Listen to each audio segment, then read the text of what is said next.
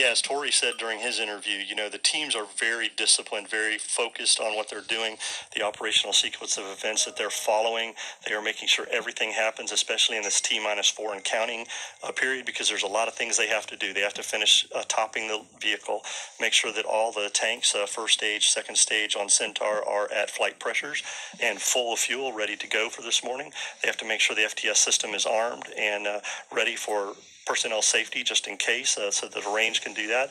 They have to check the electrical and avionics systems. They have to make sure that the flight computer has all the information it needs to place Mars 2020 into the orbit it has to. So a lot of things going on. Exciting time for the team right now, but again, staying focused and following that procedure they've got. 3 minutes. As we look ahead to post-liftoff, I want to kind of preview for you what's going to happen, because there's going to be a lot going on. You're not going to hear much from us. You'll actually be hearing from the ULA flight commentator, Jesse Gonzalez. He'll be kind of giving those calls past liftoff that will walk us through maximum dynamic pressure and into SRB separation, and then into fairing separation, booster separation, and then the first main engine ignition of the Centaur, yes. RL-10. And so then you'll kind of hear us jump back in and help provide some more context to what's going on.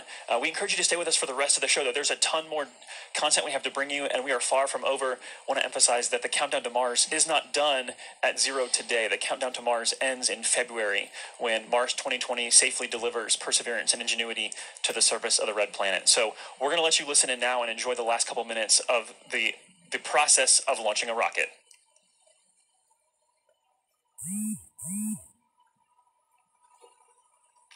One minute 59. Vehicle internal. 1 minute 55. Launch sequencer start. 1 minute 50. Securing Centaur LH2. Securing Centaur LO2. So there we heard the fueling is 1 wrapping minute up there. 40. Yep, fueling is wrapping Launch up. enabled. Team is gone. 137. Launch enable's done. Launch conductor sequence is ready to go. They're getting ready to turn the vehicle over to auto FTS sequence at T-31 seconds. So that's a big thing that they're getting done here. At T-25 seconds, we will hear the team give their final goes that everything is ready and 1 the minute launch 20. vehicle is ready to lift off and OCU perform armed. this mission. SCS count started. 1 minute 15.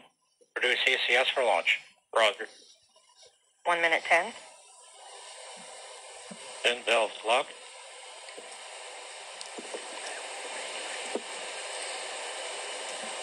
One minute. Rock, report range status. Range green. That's good to hear, Joshua, right That means there. public safety there is accounted for. The FTS system, there you see on your screen a beautiful shot. The skies look great. There is little wind happening. You'd be able to see more of the venting. If there were wind, the trail of that venting. So we're ready to go. And actually, that's an 40 important seconds. point. The reason we don't see that Stable at venting is step the 3. vent valves have been locked up to put flight pressure into the tanks. And as we just heard, they're stable at step 3, which means the tanks are ready to go. And here at about 5 seconds, we will 28 hear seconds. the team ECS reduced for launch. give their final go. 25 seconds. Status check. Go Atlas. Go Centaur. Go Mars 2020. There we go. We are ready to go lift off this morning, Joshua.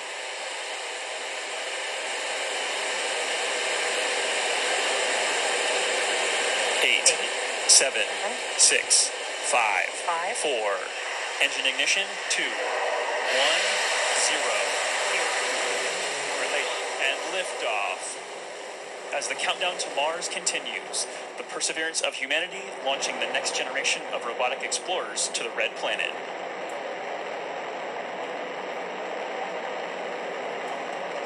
And Atlas TU has gone to closed loop control.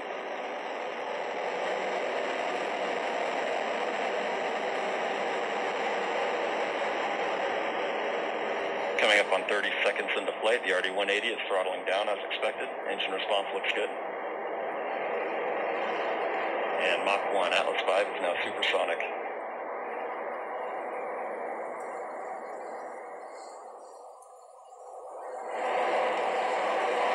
And passing 45 seconds into flight, vehicle is now passing through max Q, maximum dynamic pressure.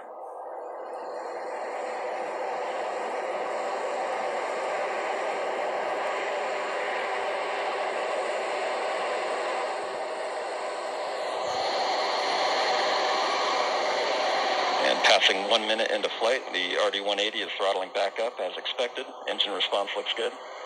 At this time in flight, the SRB chamber pressures remain nominal. The RD-180 pump speed and fuel injector pressures are responding well to demands on the engine. Standing by for SRB burnout shortly.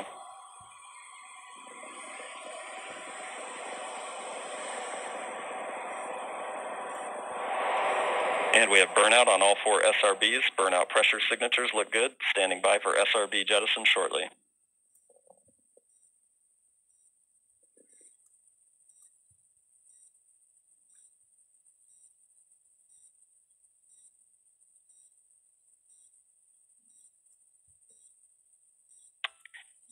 And we have a good indication of SRB jettison of all 4 SRBs. And the vehicle has gone to closed loop guidance. Vehicle body rates are responding nominally at this time.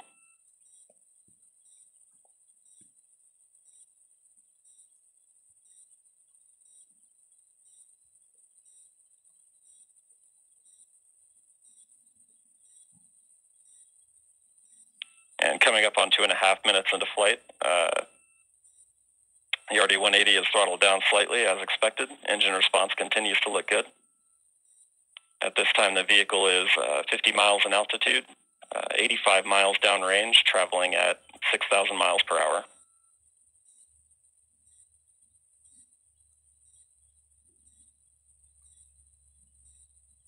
And the Centaur reaction control system is now pressurizing to flight levels.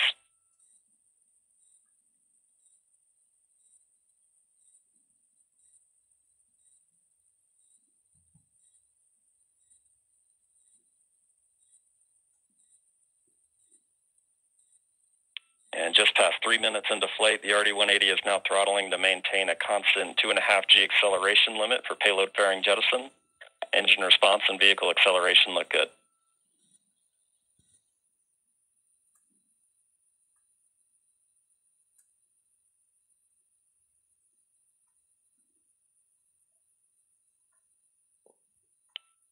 And we have good indication of payload fairing jettison and Centaur forward load reactor deck jettison.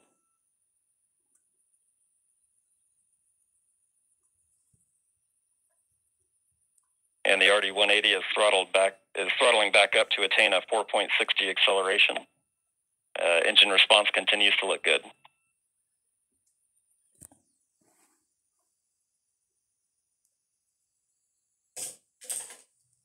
And Centaur has begun the boost phase chill down sequence to thermally condition the RL-10 for operation. Standing by for BECO shortly.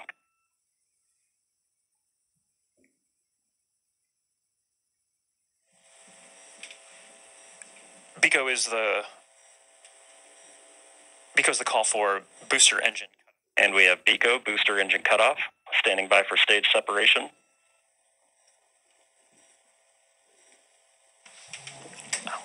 And we have good indication of Atlas Centaur separation.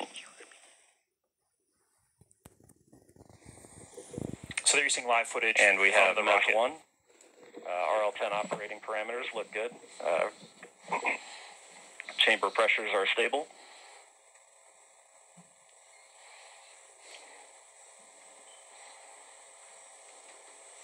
This will be the first of 2 burns for today's mission. This first burn will be approximately 7 minutes in length.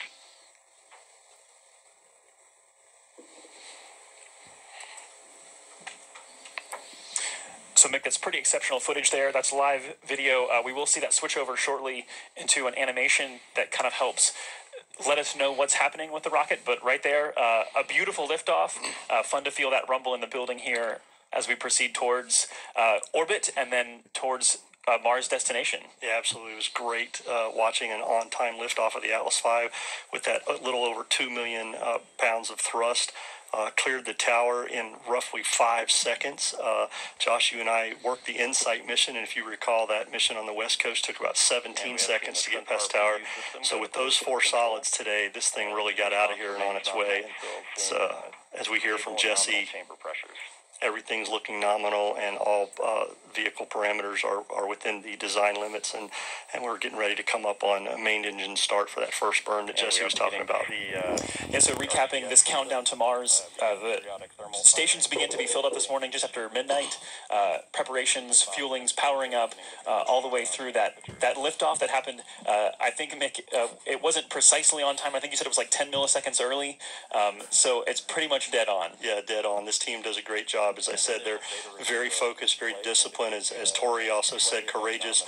They have done a lot of work to get us to this point today through this pandemic, changed how they did some of their work, made adjustments as needed, a lot of cleaning, a lot of things, a lot of wearing their face masks, doing all kinds of things. And so this is an exciting time, not only for the JPL team in Mars 2020, but everybody that's worked this mission, and for the country and the agency. So this is exciting to see. We still have a long way to go, Joshua, before spacecraft separation. Yeah, we had a really quiet countdown today, which is phenomenal, that we got off the ground on time.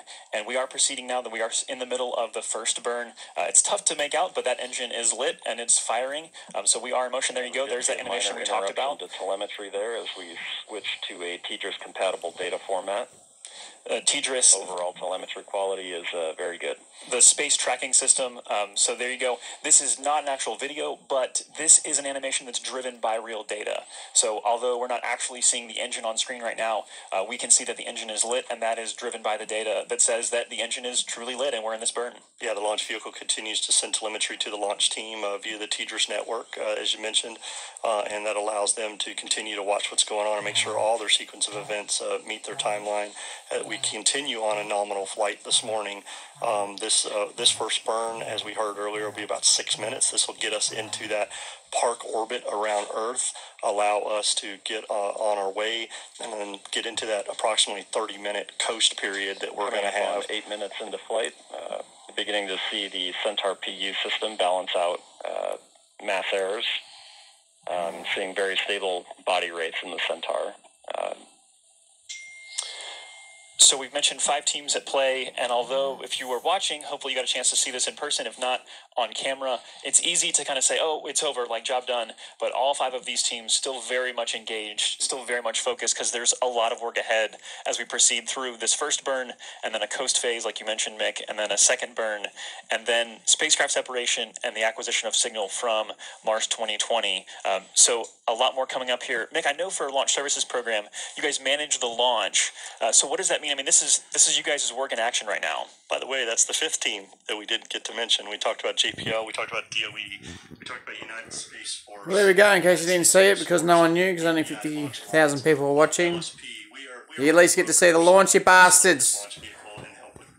Enjoy it. So we get our spacecraft customer, the JPL folks. When you're not streaming, you should be dreaming. Certain requirements that they need for this mission.